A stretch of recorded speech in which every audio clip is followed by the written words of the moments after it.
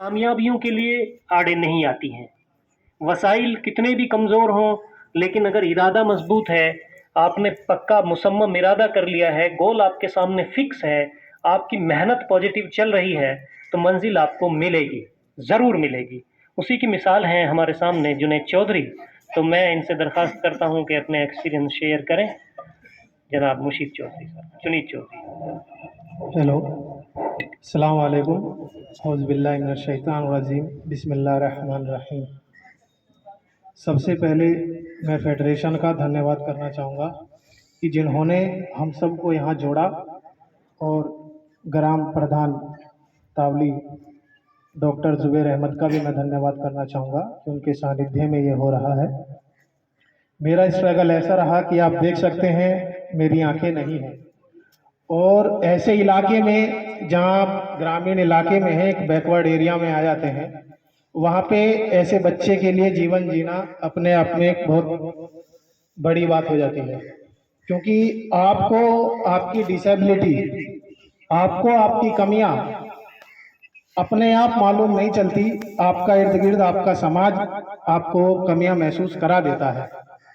तो मेरा स्ट्रगल ऐसा रहा, मैंने 2007 में पढ़ाई शुरू की। शुरुआत में मैं गांव में स्कूल में जाता रहा, इसके बाद मैंने शाहपुर में पढ़ा 2 साल, वहाँ मेरा काम नहीं चला। इसके बाद 2009 में मैं दिल्ली में गया एक स्पेशल स्कूल में, अखिल भारतीय नेत्रहीन संघ, वहाँ मैंने पढ़ाई की। वहीं से मेरे स्पोर्ट्स के करियर की शुरुआत हुई। 2017 से मैंने अपना स्पोर्ट्स करियर शुरू किया। 2017 में दिल्ली वर्ल्ड चैम्पियनशिप में मैंने जूनियर कैटेगरी में गोल्ड मेडल जीता।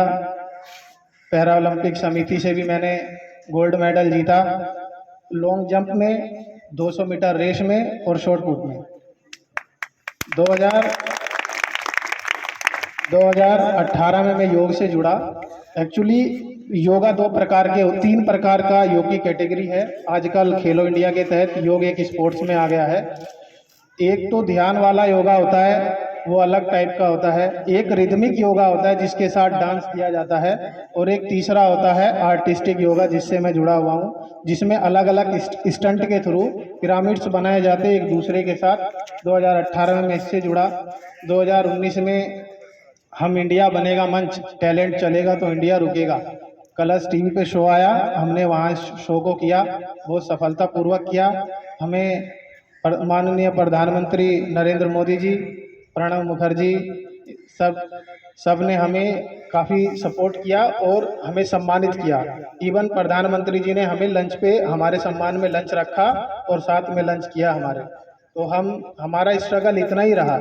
लेकिन मैं एक बात इस मंच से 2 बात कहना चाहूँगा, क्योंकि आज अपने लोगों के बीच हूँ, अच्छा लग रहा है कि 2 चीज़ें हमें हमेशा साथ लेके मेरे स्ट्रगल में, जो मेरे आइडियल रहे डॉक्टर अंबेडकर रहे, क्योंकि उनकी भी स्थिति वैसी थी, क्योंकि वो इतने नीचे से, बहुत छोटी जात से थे, जहां उनको स्कूल में बाहर बैठ के पढ़ना पड़ता था और वो कान लगा के टीचर्स की आवाज़ सुनते थे, और एक दिन वो भारत के संविधान निर्माता बने। उनका स्ट्रगल अपना स्ट्रगल रहा, उनके स्ट्रगल को मैं अपने स्ट्रगल से जोड़ता हूँ, क्योंकि आपको आपका समाज आपकी कमियां दिखा देता है, और फिर उन कमियों को देखते हुए, उन कमियों को झेलते हुए आपको आगे बढ़ना होता है, ये बात होती है। और इसी तरीके से स्ट्रगल चलता है। स्ट्रगल के ऊपर मैं 2 लाइन कहूँगा आपको, शायद क्योंकि मैं हिंदी, या तो मैं आई नो इंग्लिश एंड या हिंदी, मेरे को उर्दू उतनी आती नहीं है, तो मैं कहूँगा कि धरती का नेता कौन हुआ, धरती का नेता कौन हुआ, अतुलित यशक्रेता कौन हुआ, और नवधर्म प्रणेता कौन हुआ, जिसने न कभी आराम किया, विघ्नों में रहकर काम किया। मेरा 2 बात मैं कहूँगा कि हम लोगों में, या जितने भी हम सब बैठे हैं, एक चीज़ सोच कर जाएं कि हमें शिक्षा जरूर लेनी है, क्योंकि शिक्षा वह शेरनी का दूध है जो जितना पिएगा वो उतना दहाड़ेगा। आप 2 रोटी घर में कम खा लें, अपने पहनने में कमी कर लें, लेकिन शिक्षा जरूर हासिल करें, क्योंकि एजुकेशन ही एक ऐसी चीज़ है जिसे मुझे दिखता नहीं है और मेरे जैसे को भी मंच दिला सकती है। 2019 में मैं DU university of Delhi Kirori Mal college में रहा, वहाँ से मैंने ग्रेजुएशन की 2022 में। अब मैं one of the prestigious college university of Delhi Hindu college से मेरा भी एमए में पीजी में एडमिशन हुआ है, और वो भी यूनिवर्सिटी ऑफ दिल्ली में ही है, और एशिया की 3rd नंबर की इतनी बड़ी यूनिवर्सिटी है जहाँ पे मैं अब अपने स्पोर्ट्स करियर को आवाज़ दे रहा हूँ, वहीं मैं मेहनत कर रहा हूँ। तो आप सभी से दरख्वास्त, आप मेरे लिए दुआ कीजिए, और फिर से मैं अंत में यही कहूँगा, शिक्षा ज़रूर ग्रहण कीजिए, क्योंकि शिक्षा ही है जो आपको आपके नीचे स्तर से उठाकर ऊंचाइयाँ जो है प्रदान कर सकती है। कुछ लोग जैसे होते हैं कि उनका टांग खींचने वाले बहुत होते हैं, तो मैं एक एग्जाम्पल देके अपनी बात खत्म करूंगा। आपने एक पक्षी का नाम सुना होगा, बाज। बाज इतना भयंकर पक्षी होता है कि शेर के मुंह से भी अपना शिकार छीन लेता है। लेकिन एक पक्षी होता है रोबिन।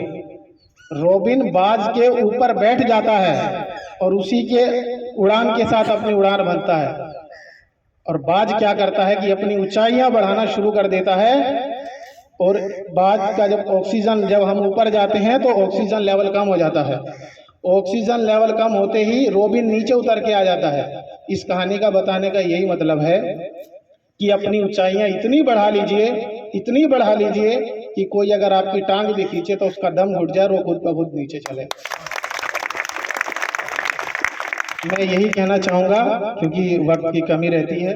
तो अब सभी को दोबारा से मेरा फिर से धन्यवाद, और मैं अंत में आपको अस्सलाम वालेकुम, थैंक यू। माशाअल्लाह, ये थे जुनैद चौधरी। एक बड़ा स्ट्रगल है, वसाइल की कमी हमारी राह में रुकावट नहीं बनती है।